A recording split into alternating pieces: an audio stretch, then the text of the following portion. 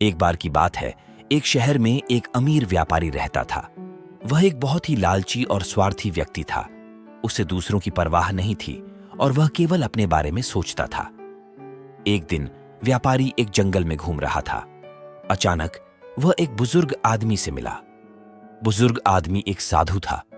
साधु ने व्यापारी से पूछा, तुम कौन हो?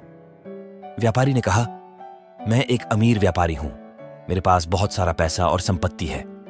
साधु ने कहा, तुम अपने पैसे और संपत्ति में बहुत खुश हो? व्यापारी ने कहा, हां, मैं बहुत खुश हूं।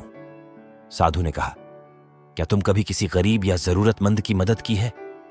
व्यापारी ने कहा, नहीं, मैंने कभी किसी गरीब या जरूरतमंद की मदद नहीं की है। साधु ने कहा, तुम एक बहुत ही लालची और स्वार्थी व्यक्ति हो।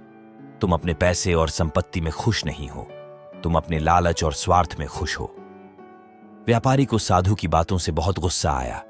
उसने कहा, तुम कौन होते हो मुझे उपदेश देने वाले? तुम एक गरीब साधु हो।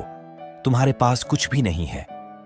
साधु ने कहा, मैं एक गरीब साधु हूं, लेकिन मैं एक अमीर आदमी से ज्यादा खुश हूं। मैं अपने शब्दों की ताकत से दूसरों को खुश कर सकता हूं। व्यापारी ने कहा, तुम झूठ बोल रहे हो। तुम्हारे शब्दों में कोई ताकत नहीं है।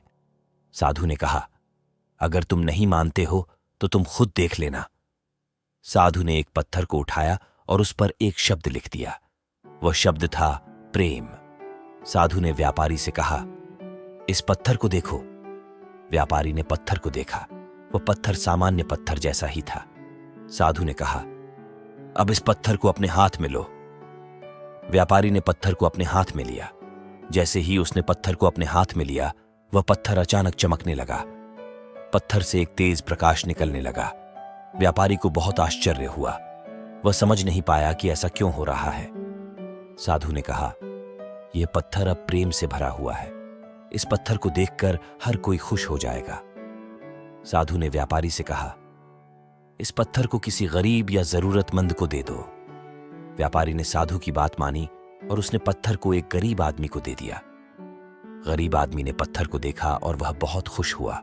उसने पत्थर को अपने हाथ में लिया और उसे अपने चेहरे के पास ले गया। जैसे ही उसने पत्थर को अपने चेहरे के पास ले गया, वह पत्थर से निकलने वाले प्रकाश से चमकने लगा। गरीब आदमी का चेहरा खुशी से चमक उठा। वह बहुत खुश था। व्यापारी ने यह सब देखा और वह बहुत हैरान हुआ। वह समझ गया कि साधु ने सच कहा था। शब्दों की बहुत ताकत होती है। व्यापारी ने साधु से कहा, मैं आपसे माफी मांगता हूं। मैं एक गलत आदमी था। मैं अब अपने जीवन में दूसरों की मदद करूंगा। साधु ने व्यापारी को माफ कर दिया।